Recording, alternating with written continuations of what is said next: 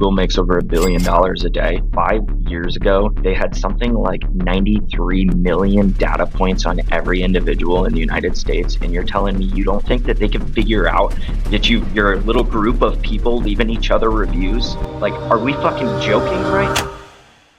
Oh my gosh! Welcome back to the Agent Goldmine.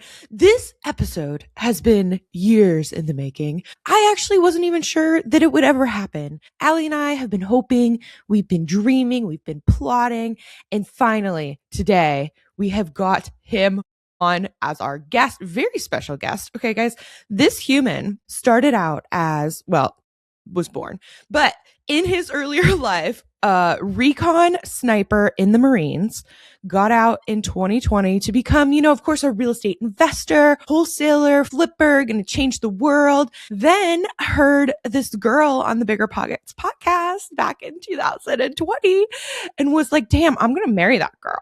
And then he did. But this human also has a background in construction. He is the tech wizard behind the scenes of anything cool that you think that I do. I don't. He's also a data and analytics nerd. He's my other half, business partner, best friend, husband. Please welcome Drake Johnson.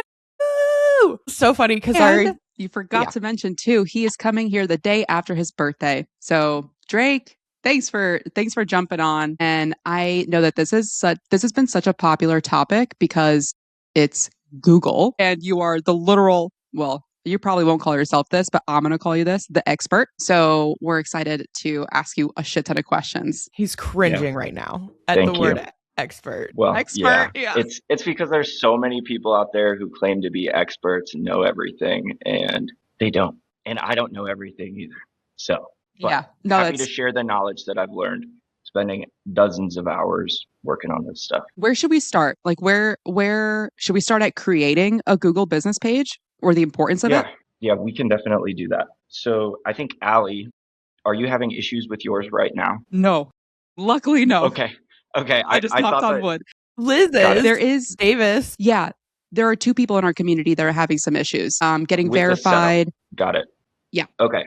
So I would say let's start with there are 2 different types of profiles. The first one isn't very useful, and honestly, it's the way ours is set up, and it's the way you're supposed to set it up, and it's called a local service area, I believe. So it's a Google business profile, but you don't have a physical location on the map.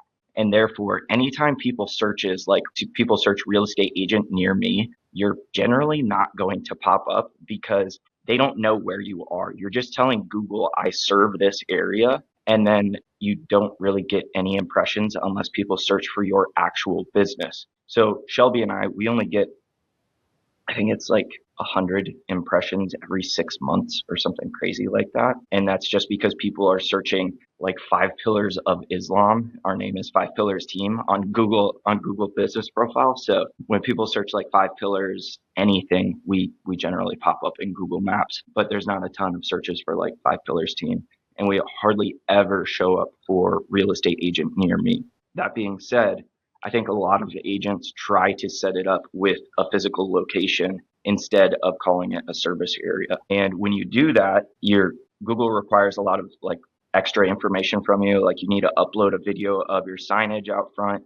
You can't use your personal residence. And they're very clear with that. I think that there might be some confusion around that because when you do set up the other version that I was just talking about, like a service area, it will still ask for your address. So that can be a little bit confusing, but it's really important that you say like, my business is not located at this address or whatever it is. It's been a while since I've set up a Google business profile.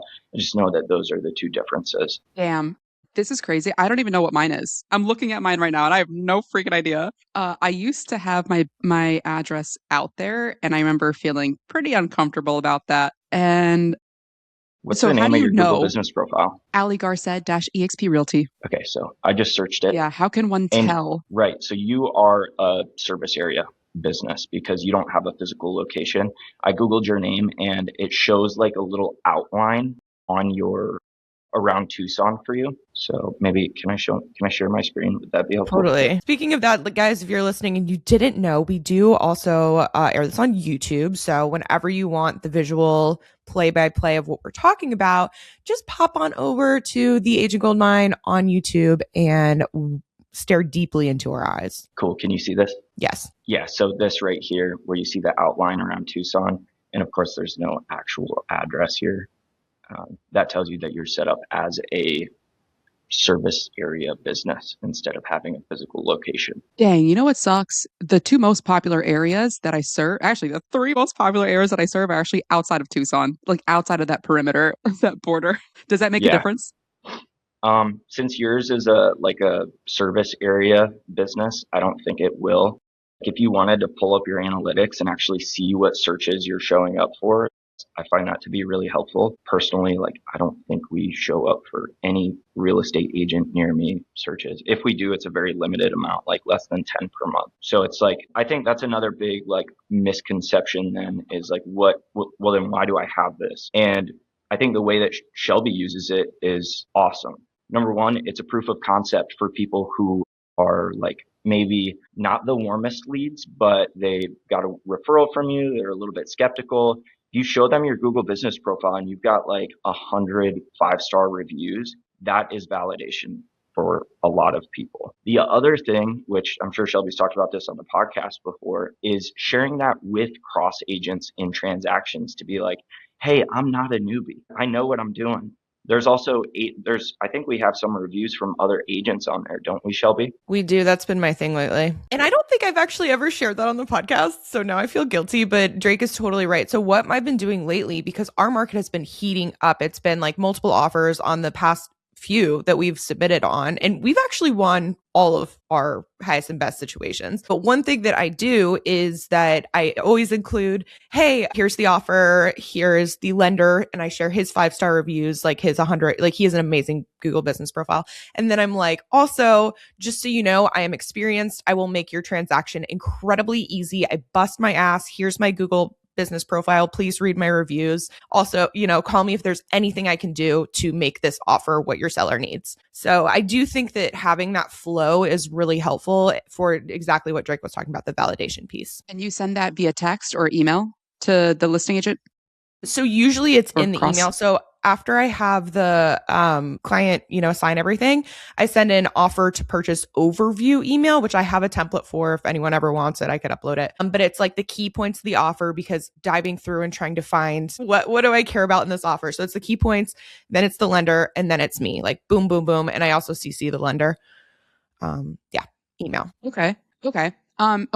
So going back to the two different types of Google business pages. Sorry, Drake, which one did you say would be better, quote unquote, better then? Well, I'll kind of get into that, but better if you want to show up for more searches and actually show up on Google Maps is having a physical location. But you can really, according to Google's rules, only do that if you have a physical location and, they ask for you to take a video of your storefront and you need to have a sign out front. I think that's one of their mandated things is you have to have signage out there.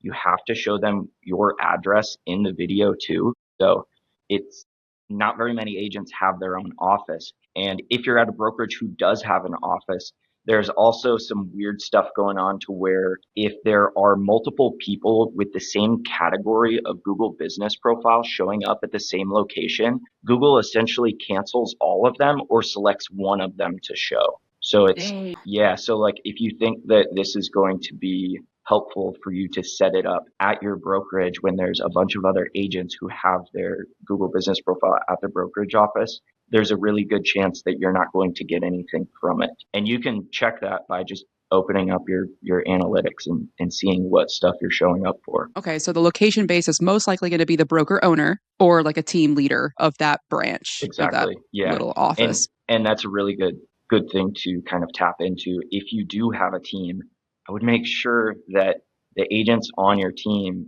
if they want to start collecting their own reviews, great, but don't have them step on your team's feet by setting it up in the same location as your team's Google business profile, because they kind of fight over those search rankings. Yeah. Okay. So then as you guys are working on getting the cross agents to give you guys, or at least to check out the reviews beforehand to get your offer accepted. And then afterward, you're asking for reviews. Can we go like right into what makes a good review when it comes to SEO and shit? Yeah, I think that I am not a super hardcore expert on this, and I'll talk about that, the reviews. You do want keywords in there like the location, having a great real estate agent. Hey, I'm a veteran, so one thing that helps Shelby and I is we get leads sometimes from like ChatGPT and any sort of AI LLM, because people who are veterans say, "Hey, who's a good real estate agent that works with veterans?" Fortunately, because of Shelby's presence online and like our website, we are pretty highly ranked. Actually, and I think a big deal is veteran PCS, so they can see us on veteran PCS as well. So we pop up for those. I got a little sidetracked there, but back to the reviews is anything that you can mention in the reviews that you do want to emphasize. So like Ali, since you just said you focus on outside of Tucson, having them drop whatever the location is that you do sell most of your houses in is helpful. I think that the longer the review, that can be helpful as long as it's just not sloppy. Photos, videos, that tends to help a ton. As far as just getting visibility, because I don't know how often you guys use Google Maps, but I use it whenever I'm looking for places to eat. And there's certain things in Google Maps that they're changing now to where they're trying to add in a lot more media and photos and videos and stuff. So I think that's always really cool. I've spent a lot of time working at walkthrough plans the past couple months, which is a different business. But one thing I noticed with some of the reviews that got left on that page was that there were a couple people who posted photos and videos that they took at their session, and those always show up at the top.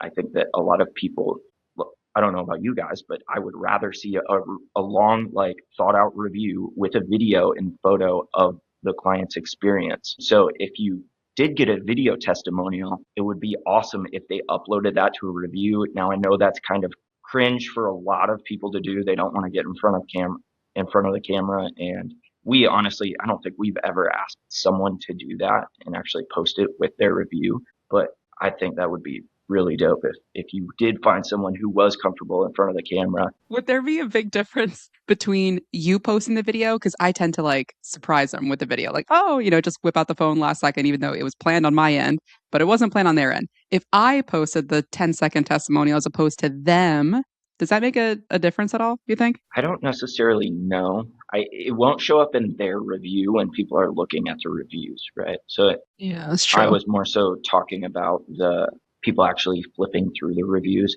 because I think when you post a video or a photo, it actually is in the review section where you can click on it from the review. That being said, I think it also uploads it to your media, but I would say it isn't going to hurt you to upload it. I have a quick question, which will come right back to reviews. But so Ali earlier, when you pulled her up, like it was circled around Tucson, the area, but she does other areas. Like, this is me not knowing anything, but like, can she not just adjust her circles? Yeah. Let me pull up ours real quick, and I'm going to do it from an incognito window. This is for you, Ali. We have now converted this podcast into whatever Ali needs for her. I like how I was like, oh man, that's not an area that I actually work. And then that's where my thought stops. How can I fix this? Okay, can you guys see this? Yes. Okay, so we don't have a ton of info on here because, again, we don't get a ton of traffic. That's not necessarily what it is for. You can't see. I guess if I click on it and actually pull it up, you can see that, okay, we included Georgetown, we included Nicholasville, we included Richmond and Lexington. So that kind of, it automatically outlines, and Versailles. So it outlines whatever service areas that you select. And I can actually pull up ours if you want, Ali, to show how to adjust. How to change it. Yeah. Right here, you can go in and edit your service area. So this is all of our service areas right now. And for those not watching on YouTube, he went on Google and he searched my business, Google my business. He found his profile, and then top left, he clicked edit, scroll down, service area. Yep. Duh. You can click on that. Okay, I got homework. Edit that. And then I'll show you why this isn't that important. Go here to performance. Google's Google business profile, like analytics, aren't that great. You can see we've only gotten 14 business profile interactions, which I think an interaction is a call, someone who books or clicks your website. But I can see, okay, we've only had 557 people view our profile in the past 6 months. And the main one that we have people viewing it from is pillars. People who just Google pillars. It's like they probably aren't looking for us when they search that. So it just gives you an idea. Like, you don't see any people who are searching for a real estate agent seeing our profile right now. I'm not going to share who, but I do have access to multiple real estate agents' profiles. 2 of them specifically have locations that are not at a business. And if I was being an asshole, I could go in there and report them and say, hey, this business is not at this location. And then that would flag them, because you're not supposed to have your Google business profile at your home address, and you could get their profile shut down. One of those people does use it a lot. He gets a lot of reviews, and he actually shows up for something like, I think it's almost like 1,000 searches a month on Google. So he does rank for terms like real estate agent near me and real estate agent in his location, anywhere, or people who are searching, for real estate agent online. That being said, if you guys don't have any questions, I would like to pull up and show why that isn't super important. Yes, Yeah, because please. I think that even listening to this, I was like, oh my gosh, he gets, a bunch of business off it. I'm like, well, how? How did he do that? Yeah. What area do you guys want to search? Let's do real estate agent, New York City. And Good choice. most people actually aren't on desktop anymore. So this might not be super helpful because I don't know if you guys know this, but Google, your incognito windows are actually still linked to your Google profile. So if you saw me typing in the Google search bar, even though I'm in an incognito window, it still shows all of your history from outside of incognito, which I think is super weird that they're still tracking you when you're supposed to be like not tracked in incognito. But generally speaking, I don't know why this didn't work. There is a bunch of listings that show up above the local search results. So this is called the map pack, and it isn't populating any ads right now. I'm guessing because Google knows that I don't have intent to buy. I always check this stuff out. Generally speaking, what you're going to see is Sponsored. Let me try this again. Yeah, y'all know that. Okay. Like when you are searching on Google for restaurants and everything, the top ones are sponsored. They're paid to be there. Right. Anytime it says sponsored. So these are actually local service ads, which are not your traditional Google ads. And then what I did because most people use their phone nowadays. I don't know what the percentages and stuff, but when you pull it up on your phone, and if you actually Google real estate agent in some location, you'll typically see, I would say, 2 full screens of ads before you get to any of these organic search results in the map pack. So you'll see a bunch of local service ads. I've even had it before to where they have standard search ads, which are just these normal blue links that you're used to seeing on Google. I've had those show up before the actual map pack. And then sometimes you'll also have ads in the map pack for either local service ads or people who are running PPC ads, which are these type. You guys can see my screen, right? Yes. Yeah. PPC is what, Drake? Sorry? PPC is what? PPC is pay-per-click. So these are that would be these standard search ads. So this isn't sponsored, but if I were to click this link on Zillow, boom, you're immediately charged as an advertiser for the click. Just for the click. Huh. I didn't know that. It's not, this isn't a PPC ad. It would say sponsored if it were. So if you're on your phone and you look that up and you see that there's 2 full screens worth, yeah, you're not going to get many calls because there's 7 other options above you that people are going to select before they go to your profile and actually call you. I do think that people will use it to do market research. I don't have any validation on that. as far as, talking to a client who has has told me that we were online and we researched you and Googled you, looked you up and looked at your reviews and stuff. But I feel like most people do that unless they're a really warm lead. What do you guys think? Definitely think that people use, just like you're saying, that they use it as a validation where they're like, oh, I saw Ali on YouTube. She seems amazing. Let me just make sure that her reviews are fitting what I'm like, as like the checks and balance. And they're like, oh, she's legit. Let's call her. Yeah. Another thing real quick that I'm going to drop in there, these local service ads it is a totally different way to run ads. Like you don't even run it inside of the traditional Google Ads platform. I think it's Google's way of dumbing down running ads and cutting out the agency side of things. Because if you guys go into Google Ads, if you've ever, if any of the listeners have gone into Google Ads before, it can be pretty confusing to set up a campaign. And therefore, it kind of requires you to hire an agency. And I think this was Google's attempt at trying to cut out agencies and collect more revenue directly from the end consumer by selling leads versus selling traffic. We'll call it that.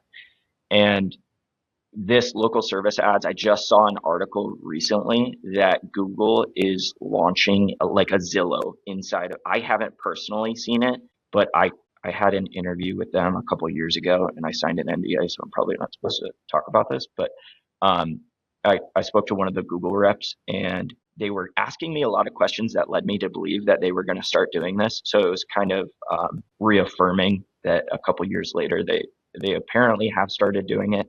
Essentially, it's going to pop up like with listings in the Google searches. And if you want to request a showing, you can do it from Google. Have you guys seen that yet? No, but that's insane. Wow. What I have seen though, going back and completely unrelated at this point, the incognito mode, Google was actually sued for that. Really? I remember, yeah, they were sued for their incognito not actually being incognito. And then I Googled it just now, and what came out of that lawsuit was like no settlement. Nobody can like actually get any money from it. But now they are required to delete data older than 9 months. So they're still keeping 9 months of your latest searches. So nothing really changed, I guess. Yeah, they do a lot of shady stuff. I just saw a $100 million win, which is nothing for them because they make, gosh, I think they're making over $1 billion a day now in revenue. And they just got sued for $100 million. So that's not even 10% of one day's revenue. Actually, it doesn't even take out a day of their profits because I think they operate at like 30% profit margins. So they make $300 million a day in profit or something crazy like that. Anyways, they just got sued for $100 million for artificially inflating the cost of traffic through their ads. Because as advertisers, you don't have any clarity on what you're actually paying for. You're just trusting Google to bid for you. So, yeah. My God. Might be going off topic. A question. So hypothetically, if you're a listener out there and you are trying to decide whether or not you want to, how much energy you want to put into Google, how you want to use it, do you want to use it as the validation aspect that, I'm using it as, or do you want to try to be at the top? Would you recommend just searching their own market and then seeing like how many pages of, if there are pages, the sponsored would be above you, or how other people are performing before you decide whether or not to like commit to effort here? I mean, my response to that would be like, where are you collecting reviews from past clients? Because that shouldn't be like should I do it? It should be, you need to do it. And where are you going to do it that's going to benefit you the most? I don't think people ever go to Facebook and look at reviews. Do you guys? And let's dig into this a little bit more, because within the agent world, there is the Zillow, there's even Yelp, there's Google, there's a million different places that you can collect reviews. So Drake, what is your thought on this? What do you think is best practices?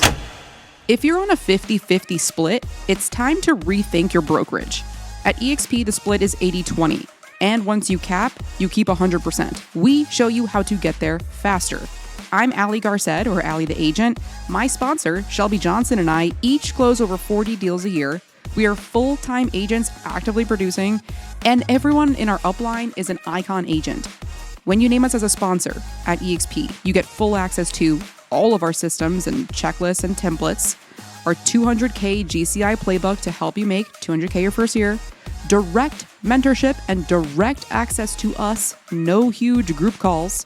We also help agents add another stream of income, which is rev share. We will help you with all the tools and trainings you need to build revenue share that will help you retire early.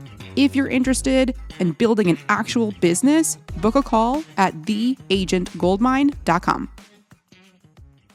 I would say go to wherever it is that you advertise. And if you don't have, like, let's say, Ali, I think you do, well, actually, you do a lot on YouTube. And therefore, I would just say collect them on Google. Most people should just collect them on Google unless you are big into Zillow. I don't know what the conversion looks like on Zillow. I don't think most people research the agent. I think they just go and click schedule a showing, and then that connects them with the agent. And therefore, I think the majority of people probably should just use Google. I don't necessarily think there's any research that needs to be done around that. I think that the majority of people in the world today use Google. Yeah, I also was trying to like prompt you into the fact that I don't know, some brokerages have an automated review collection post closing that you might not know about, because Drake is reacting this way because we weren't sure about it.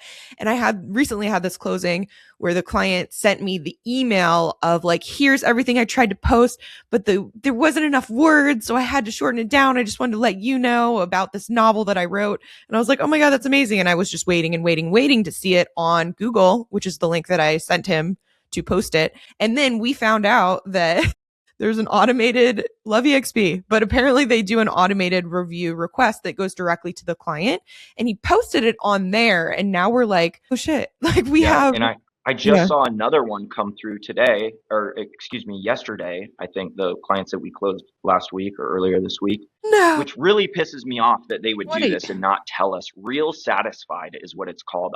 Do you ever get emails from them, Ali? Yeah, and then I blocked them. What's up? I gotta look this up now. What the fuck? I think they're emailing clients and asking for reviews for you. I don't know where the fuck the reviews are going, but like, it really pisses me off because it's like, don't interact with our clients unless you like talk to us first. I don't want them spammed with your bullshit. Right. Yeah. And now it's like, I have to go back and be like, I'm so sorry that you've already done exactly what I asked you to do, but also, can you do it here? Interesting. Real Satisfied. So I have to look up who owns Real Satisfied then. Yeah, that's on one of my It's on Drake's list. We'll get him back on here to Interesting. Wow. I've never heard that. So I think so do we all have profiles then with Real Satisfied and we don't even know about it? I don't know. I haven't dug into it. We were talking about this like a week or two ago in the car because of that exact scenario. This person wrote like a novel and left a review, and she was waiting for it. And it was a really awesome review. And I kept looking to find out what it was. Like, I was going through my inbox and I couldn't find it. And then we had another client just leave the review a day or two ago. So it popped up in my inbox and I was like, that's what it's called. Sorry. A takeaway for this though, I do think that there's a lot of power. If you guys are thinking about like, oh my God, I need to ask them to review in a bunch of different sources like Zillow and Yelp and Google and all these different places, I think that just less is more, and trying to ask for less and have them do one really good job. That's my take on it. I know there's different perspectives out there, but if you can just channel into one source, the most prominent, long-lasting source possible, then that is the way, in my opinion. Yeah. Real quick, just because I have experience with, on the flipping and wholesaling side, you're hardly ever, if you're going direct to consumer, you're hardly ever going to be building a brand. Like, I wouldn't build a brand as an investor and like a person who flips houses and makes money and then use that to go and market to sellers necessarily. As that type of marketing, you have to market to cold audiences, because the people who are distressed and want to sell their house for cheap, they're not going to come to you because they know you. Like, you're not going to get a ton of deals from consumers because of your brand. And it took me way too long to realize this. As a real estate agent, you definitely can make a ton of money converting leads. But Ali, I know you harp on this a lot, and I didn't realize it until Shelby started doing YouTube, and we had these leads come in that are like, first of all, they're great fucking people. They're awesome to work with, and they are so sold on you before they show up. So they already trust you. They already know they like you. And I think that there's a lot of BS out there in the world that agents can listen to and can follow. And I don't think that they should stress out about trying to even collect reviews necessarily. Like, I think it is something you should do, but don't worry about all of the different areas and setting up all your different online profiles. Pick one platform and go all in, because if you can build a brand that people trust and you stay in front of them, I think that's what's really important as a real estate agent. I found that when people reach out to me from YouTube, as opposed to people having found me from Google, it's like it's night and day. Sometimes, in the rare occasion, this literally happened one time, they called me from Google, but they had already watched my YouTube videos and they were just like, like you guys said before, just verification, just making sure that like, do I actually do business, or do I just have a YouTube channel? But those that call me from Google only, that don't know that I have a YouTube channel, I am what I call, or what that author calls, a fool. Like, I'm not the favorite. I am just an option. In other words, a fool. And I'm probably not going to get the listing, nor should I even freaking try, in my opinion. If you're brand new and you have no business, try. Try for it. But yeah, it's like, it's really night and day. And Drake, with your notes prior to this of the bullet points that you're going to talk about, you mentioned like how Google, just having like the Google page isn't going to necessarily bring you like a shit ton of leads. Can we go into a little bit more about that? I was talking about that agent earlier who gets, I think it's like 600 to 1,000 search, he shows up 600 to 1,000 times per month for specific search results. Real estate agent near me, real estate in the location that he's in. And I, looked at his analytics and stuff, and he gets some like website traffic from it, not nearly as much as you'd think for the amount of impressions he gets on Google. But I asked him how many leads he's gotten from his Google business profile, and he said he doesn't think he's gotten any in the past 6 months, and he's pretty good about tracking where his leads come from. So I think that people generally use it for research purposes, or they're clicking a search result above you because there is 5 to 7 search results that are paid above the actual map pack. That's why I don't necessarily think it's something that's going to be a huge piece of business for you. But as we progress in this AI slop world, I think people trust humans less and less and less. And I think having that extra data point of validation is what is really, really important, especially if they're on the fence about you and they're talking to other agents. That is the one thing that might tip them over the edge. I think that the brand is what is going to separate people in the future. The brand is something that compounds, and cold calling isn't something that compounds. With Google owning YouTube, if how do the two actually interact? Because like it seems like the two are pretty separate interfaces. It's not like when you go on someone's YouTube channel, you see in the top right corner, 144 5-star reviews. Like That'd be cool though. So yeah, like hello Google, come on. How do the two actually end up interacting? That's something I don't know a ton about, but I do know there are a lot of people who, I don't know exactly how they do this. I need to look into it for Shelby and her channel, but there are people, and I don't know if you do this, Ali, who are able to link their Google business profile in the description. Have you guys ever seen that show up? One of the kind of like a placard that shows up with a link to the Google business profile? Totally. Let me see if I can. To answer your question, I don't necessarily know, but I do think it is another data point for Google to go off of. If you've got 70,000 subscribers and you consistently create content about Tucson, Arizona, or Lexington, Kentucky, I think that is something that is an asset, adds value to your Google business, if it's linked to your Google business profile. Don't get me wrong, Google can realize that everything is connected between your website, your Google business profile, and your YouTube, but it's different when you link directly to your Google business profile on those YouTube videos. It makes everything easier for Google to, do their crawling and whatever you want to call it. Sorry, I'm trying to figure out how to link my shit right now. I'll see if I can pull up one and show you guys exactly what I was talking. Shelby, who is the guy, Ken Posick? Have you heard of this guy before, Ali? Ken Posick? We could He's cut this part out. Tom Ferry all the time. But that's how I know him then. Because Drake's like, do you know this guy? And I was like, very, very familiar, but I also don't know. Yeah. But yeah, if listeners out there, if you don't know, he is a huge YouTuber out of Florida and does Drake get the numbers. They're like, he does a bajillion in sales. He did $9 million in revenue last year. And that's probably including all of his agents, GCI, before the splits and stuff, but still $9 million. And he said something like 30 to 40% of it comes from YouTube. I had no idea there were agents out there doing these numbers from organic content. Damn. Okay, let me show you. I wonder if people are just adding the link to their Google profile on as one of the links on their YouTube. I don't know, but can you see this here? Pozek Group. Yeah. So it's I don't know exactly Okay. how to do it, but I know it's possible. You might be able to just drop a link in there to kind of help out the algorithm. It probably links it automatically, but If you click on it, so for those that are not watching on YouTube, if you go on someone who has this linked, their Google business page and their YouTube, you go to one of their YouTube videos, you scroll down past the description underneath that's when you can see some featured places. That's what it's called. So if you click on one of the featured places, where does that go? To their Google business? No, actually, I was just testing that out. Let me share my screen again. Sorry.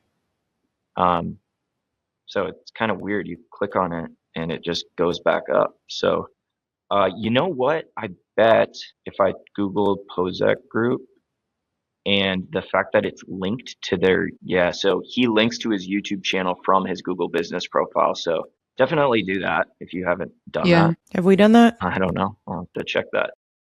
Okay, real quick. This is a very important question that I almost forgot. And Ali, this is my last question. Drake, all the time we see this happening where people they just set up their Google business profile, or maybe they get a review and they want to bury it. They are a part of a community, a large nationwide community filled with people that are not actually clients. And they say, hey guys, I'm trying to do this. Please support me. I'll give you a review. You give me one and we'll just build our businesses. Can you please tell me about your thoughts and the reasoning behind your thoughts on that? Again, Google makes over $1 billion a day. They've gotten, as of like 5 years ago, they had something like 93 million data points on every individual in the United States. And you're telling me you don't think that they can figure out that you're a little group of people leaving each other reviews? Like, are we fucking joking, right? Like, I don't know.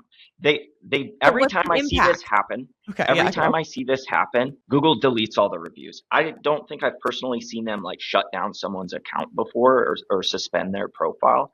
But they start deleting reviews, and sometimes they over delete reviews, which means that your actual reviews get removed because Google thinks it's part of this spammy circle jerk that you got going on. Okay.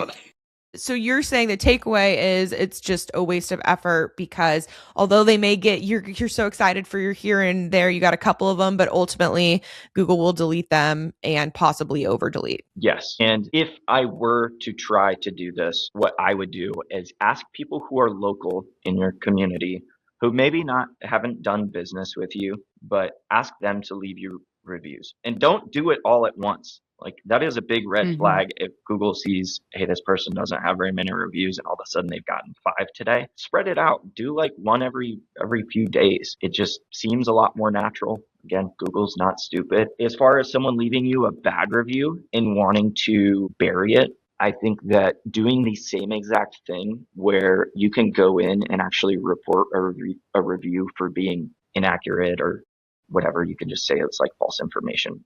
You can click the button and say report, right? You're doing the same process where instead of having a bunch of people all do it the same exact day, find an individual that you know, like, and trust that's possibly local or maybe not local. Just keep consistently chipping away at it and reporting that review, and hopefully eventually it disappears. We did have one that disappeared. We had a random 1-star review from it was like a brand new profile.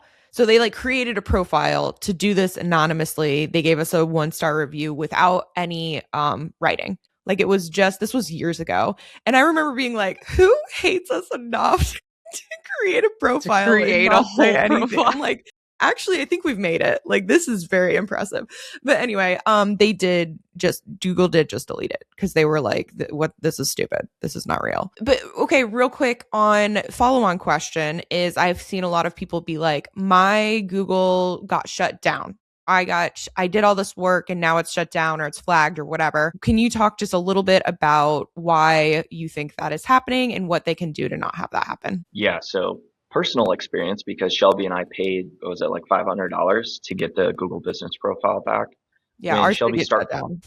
when Shelby started the team in Fayetteville and moved to Charlotte, the profile didn't have a website connected to it, or it did. I don't necessarily remember, but regardless, people changing the name of your Google business profile and also switching your Google business profile from service-based to location, to having a physical location, can get it shut down. And we moved across the country. We moved from Charlotte, North Carolina to Lexington, Kentucky, and trying to bring our Google business profile with us didn't necessarily work out too well. But there were, 50, 60, 70, 80 reviews on there that we didn't necessarily want to lose. And I was like, I think $500 is probably worth us keeping this track record of reviews that she has earned over the years, and the agents on the team, of course. So if it does get shut down, Google can be a little bit of a pain in the butt to work with. And they have these weird forums that you can go on where Google certified experts, I don't necessarily know this structure, but there are people who are like somehow approved to be a Google affiliate slash vendor for Google business profiles. And if you go to those forums, you'll generally see that they are like diamond tier or platinum tier. This probably sounds like gibberish to whoever hasn't had this happen to them. But if you go to those forums, you'll know what I'm talking about. That being said, you can find people on there. Generally, you can pay them to help you out. Otherwise, it takes like a week to get a response from someone who actually knows what they're talking about, and they'll help you week by week make improvements on getting your Google business profile back. Only worth it if you have things on there worth keeping. Because by the end, when we got ours reactivated, I think we're able to keep like over 100 reviews. So we weren't starting from nothing, thank God.